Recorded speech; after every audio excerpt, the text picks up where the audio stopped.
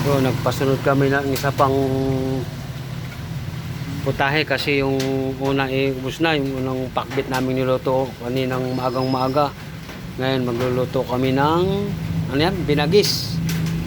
Ilocano delicacy food, ika nga. At nagagayat, kasulukan ng nagagayat ng misis ko. Na parang style sampay ni ata yun. Yung sa Batangas o Mindoro, ang lutong kuan. Ang tawag yung binagis. Oh, marami na siyang nagayat. Yan. Kaya naubos na yung isang unang luto namin pakbit. Naubos na. Kaya ito naman ang kasunod. At ako nga naggayat naman ng sangkap. Are, ang aking alam na gayati yan. Nagayat ko luya, bawang, at sibuyas.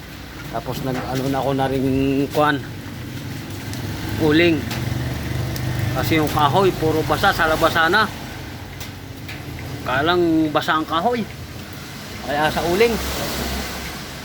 Hindi wala pang bihirang magpasilip ang pakitang araw. Uling nga kasi may bagyo.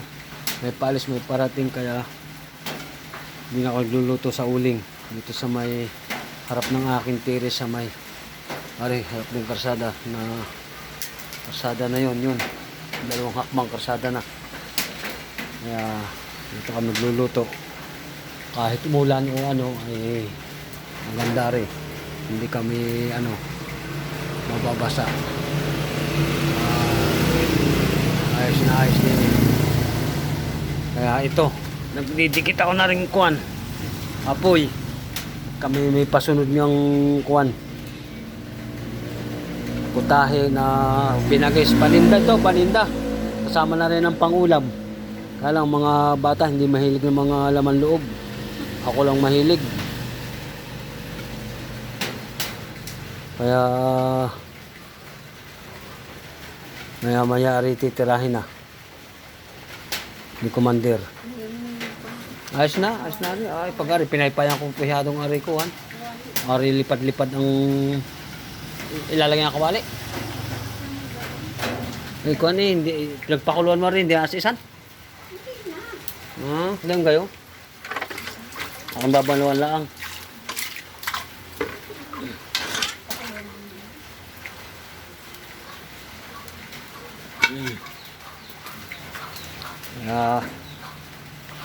Ito'y short video.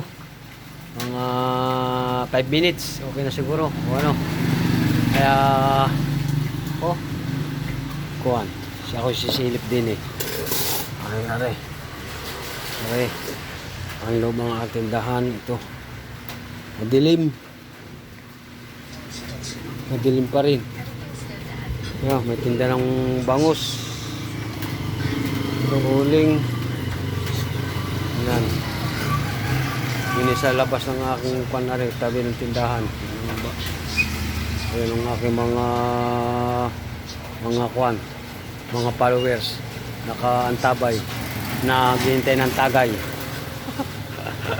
Ito pang talong. Sige.